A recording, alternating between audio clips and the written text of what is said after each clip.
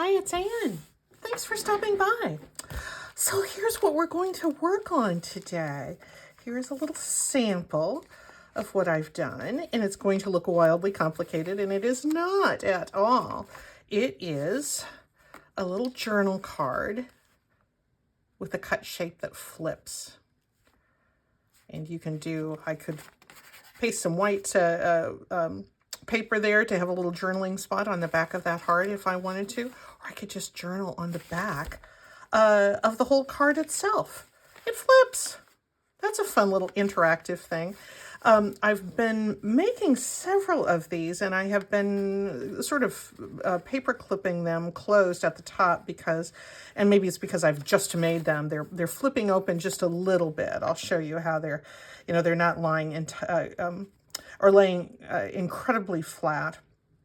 I think they will after they're in a journal for a certain amount of time. But I think they're so cute. I just love that little, that sort of thing. You could put, a special message on the back. It would be great to use as certainly with hearts as a Valentine card. But as we're going to see in just a few minutes, we can use any kind of shape as long as it's symmetrical here. But of course, the time of year, of course, I'm going to use a Valentine theme. So let's tuck this little one back in here. I think it looks so cute, but how fun would that be to put in a happy mail as well? You're going to be surprised how easy this is to make. I'm going to start with a piece of cardstock. It's not real heavy cardstock, but it's heavier than book page or copy paper because you want a little bit of thickness there because it's got to take that hinged action. The length, if you're starting with a scrap, I'd say just make it a little bit longer than 6 inches. You're probably going to want to practice with a little bit. When I was practicing, I used a piece of manila file folder, which was a really nice weight for this, and it allowed me to make some mistakes. You might make some mistakes too, but you might not. I was kind of flying blind, so hopefully I can help you avert major mistakes, but it won't matter if you make mistakes because you'll be learning along the way just like I did. My finished pieces ended up being about 6 inches long because I had that little fold in the middle, that little pleat. I've found that my samples that I've been making, my practice pieces, worked out best if I started with a scrap that was a little bit longer than 6 inches, just so I had some variation, or I mean some extra, a little bit of breathing room. The other thing I've done is, because I'm going to use a heart shape, I just cut a little heart out of a piece of index card, and so there's some thickness there, and I did cut it on a fold and opened it up because I wanted to really make certain that this was a nice symmetrical heart. So the first thing I'm going to do, and you do not have to use this kind of equipment, but I have a scoreboard and I like to use it. So what I'm going to do is score at 2.5 inches from the left side and at 3.5. Did I do that right? Yeah. And at 3.5. And again, as you practice a little bit with the shapes and sizes that you want to use, your mileage may vary. I am going to ink along those folds because I want us to be able to clearly see where those folds are. The folds aren't really visible with this patterned paper, but they are. Knowing where those folds are is going to be kind of key to the success of the mechanics of this project.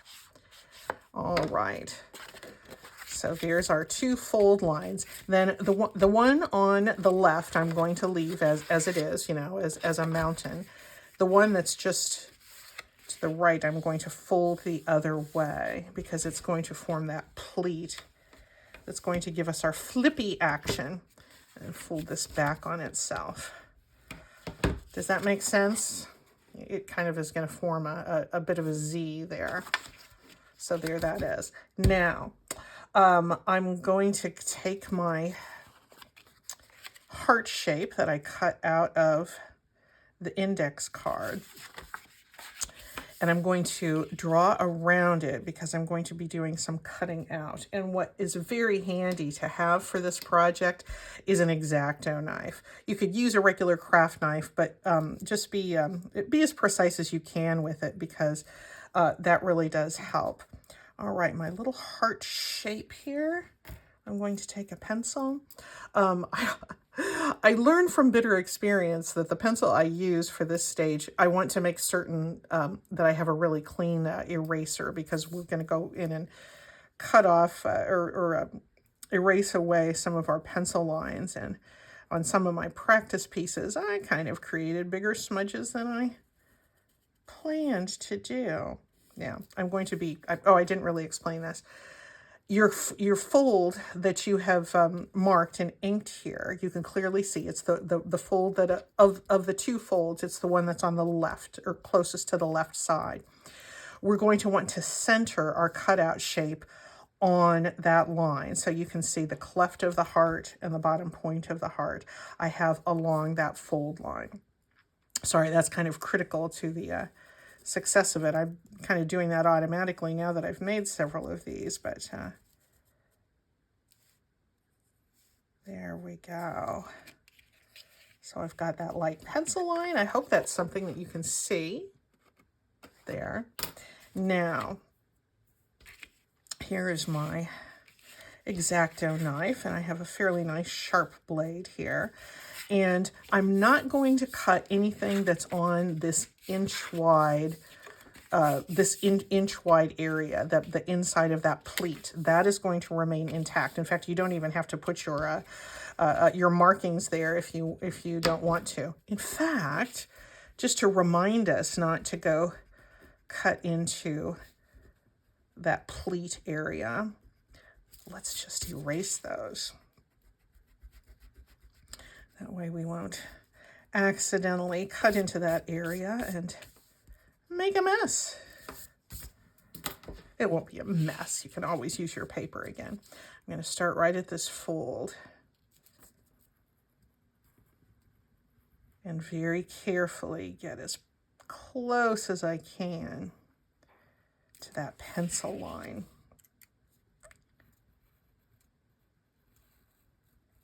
I'm pretty comfortable using an X-Acto knife, so that really helps. You are going to want to get right down into that fold, but not beyond. Yeah. So I got all the way through that paper. Now let's do the other side. Again, leaving that pleat side alone. And what we're doing is creating the flippy part. I don't know if there's a technical term for that, but we're just going to call it a flippy part.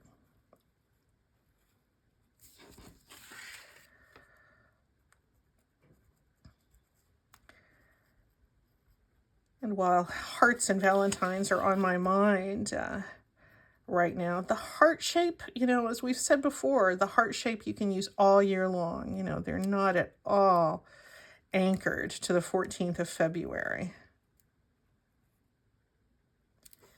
There we go. So this came through all the way. Now I can put this away.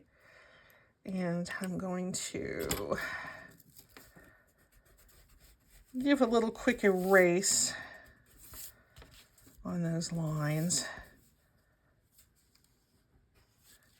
which is easily done. All right, now you can see here what's going to happen is our paper is nice and flat, and we're going to fold it up, and it's going to, the cut parts are going to turn around and show up like that. And that's the mechanics of the whole thing. Now you can see what I typically do at this point is to cut it off on the right-hand side so that I have an even amount of space. But we can, well, yeah, let's just go ahead and do that. It looks like I have about an inch in, and so I'll cut here on the side of this green stripe. The pattern of the paper is helping with my measurements. Now, when we do this, I can always make this narrower because this is now it should be, what, about 5? Yeah, it's about 5 inches wide. That's kind of pushing the envelope for the width of a lot of our pockets in a standard size journal. So if you want it narrower, you're going to want to make your centerpiece narrower. This heart is about 3 inches at its widest point. Yeah, so 7.5 centimeters. I'm not used to using centimeters, but I'm aware of the fact we have a lot of viewers in countries where they do use centimeters. So anyway, I think you're used to converting, but anyway, you can see how this is the back side of that paper, and it just flips around like that. But because you have an open space over here, you don't want this open space to be too narrow, because you want there to be some support for your flippy part, as we've determined the technical terminology is. This, with having about 1 inch on either side of the cut, I think that's fine. I realized for a lot of these, I'm going to wait to put paper on the back, because this would be a nice journaling spot. But I will probably wait to put that blank paper on the back there until I actually see what size of a pocket I'm going to be putting in, because I could still come in a skosh on either side if the pocket, if this piece is just going to be just a little bit too wide for the page I want to put it on. Anyway, you can adjust all of that. Let's go ahead and decorate. I wanted a nice contrast piece, and I used this same template here, the same one that I drew around to make my heart cutout. I used that same cutout to draw this contrast yellow here. So let's go ahead and paste that. Well, no, let's not paste it down yet. Let's decorate it first. I was thinking, how could I decorate this to kind of go with the stripes? And I thought I could take this little scrap and cut out stripes there, and that would be kind of nice. But I also thought, you know what, maybe I'll just be easy on myself and use some washi tape, and maybe I'll put washi tape on a diagonal stripe. We'll just make that really easy. So let me pull out a little glue. Oh, I want to show you. Look, I have a new glue caddy. Isn't that cute? My daughter made this. She has a ceramic studio in our garage with the kiln and her wheel and all of that. And this was a practice piece she was making. She didn't like how the bottom turned out. She was going to toss it. I said, no, Mom can use that for a glue caddy. So it's so much better than the plastic thing from the dollar store I was getting before. Yeah, let me get my glue stick out. Oh, so handy. I know, I love that. She is just an amazing artist. She's also a midwife, but her creative practice that she does in her studio in our garage brings her a lot of joy, and us as well. All right, let me just take a piece or two of washi tape. Then I think I'll put a little flower on top of it.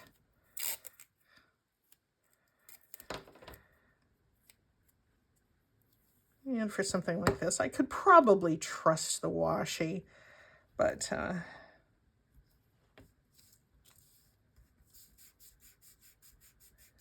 I'm putting a little glue on it all the same. Chose a few bright colors to coordinate with my cardstock. This is just a piece of scrapbook paper. That's a cardstock weight.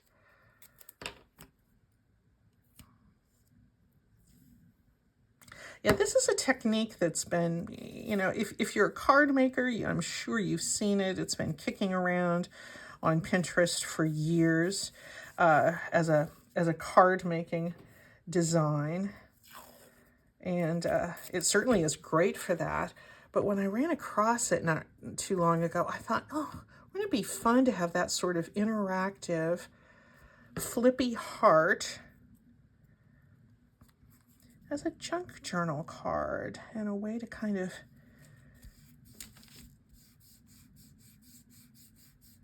have a little interactive feature and something fun and delightful to pull out of a pocket in your journal.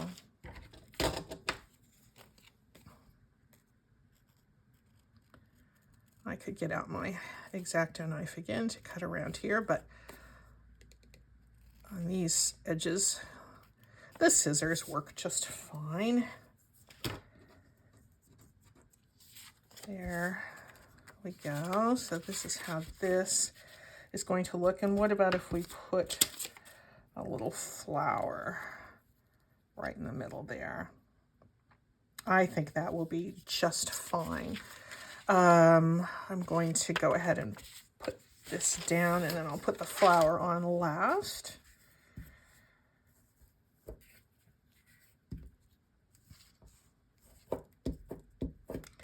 I don't want anything too bumpy there.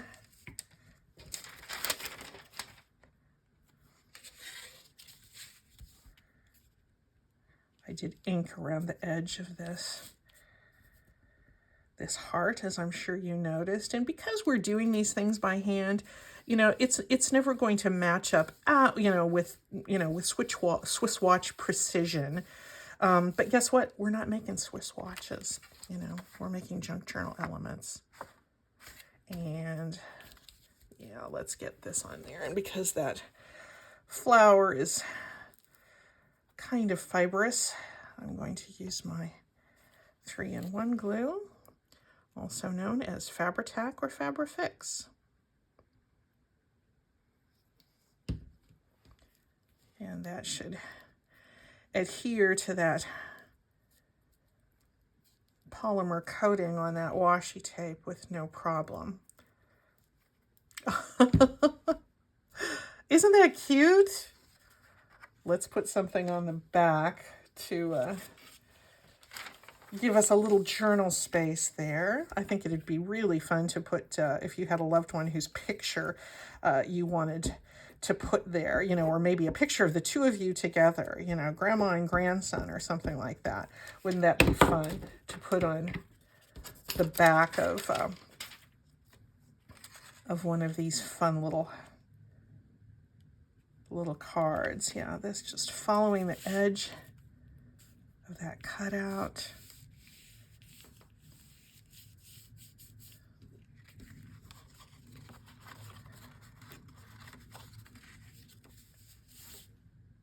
And then you can come back in, again, because these are not Swiss watches, and cut off a little bit of that extra if you wish to. I think that orange is kind of showing through around the edge, and I'm happy to leave that. Yeah, I think that's, I'm going to call that close enough. A little bit of ink will make that white core disappear. And yeah, let me, I might well trim this up some more, but just so you can see what it's what it can look like.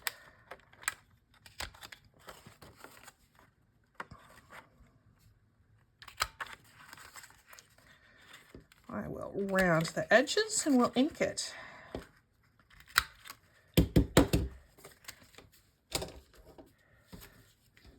Probably the trickiest part of this is doing the cutout of your of your flippy opening. But you know, just take your time with it. Do a little practicing, particularly on a file folder, and that just really works great. Oh, how cute is this? And again, yeah, it's not lying at this point completely flat because of the thickness of the paper, although this is not super, super thick paper. But I do like it in a journal with a little bit of, maybe you could put a little heart charm or something there. Oh, this is so cute. How nice to put this into a journal. And then once you've determined that this is in fact the width that you want to stick with, just paste a little blank paper there and you can have a lovely journaling spot to go along with the journal area on the back of your heart. But these do not all have to be hearts, do they? They do not. I promised you some other shapes, and let's look at those. When I was practicing on file folders, I just kind of practiced using a little circle. And the file folders, you know, that looked really blank, but I just pulled out a stencil and just did a little stenciling and put a little journal spot on the back, because this is narrow enough. I'm sure that this will fit in almost any folder I want it to be in. Just put that little journal spot on the back of the circle, and I can easily write in some of these other spots if I wish to. Well, probably not on this side because that's the front. I could decorate it more if I wanted to. This foil thing is, it's a die cut that I made out of the top of a yogurt container. So I love saving those bits of colorful foil and making die cuts out of them. But how cute is that with that little circle? Anything that's symmetrical, that can, you know, that can, you know, will be the same on this side as it is on this side, is going to fit into that space just fine. Here's another example. I wanted to see what it would be like I've made these with you before, these little playing card frames, and I have, you know, some photos in some of them, but I thought those would be about the right size to put in a flippy journal card. And indeed, here's one. We made this together. I can put a link to that video if you like. But how cute is that with that little frame in there? I don't know who this woman is. I got her out of a book, and a little journal spot on the back there. Isn't that cute? I just feel like it's delightful. It's interactive. It's surprising, and it's a lot of fun. So I hope you have fun no matter what the season, no matter what the symmetrical shape is that you choose to use. I hope you have fun doing this. Thanks so much, guys. We'll see you soon. Bye.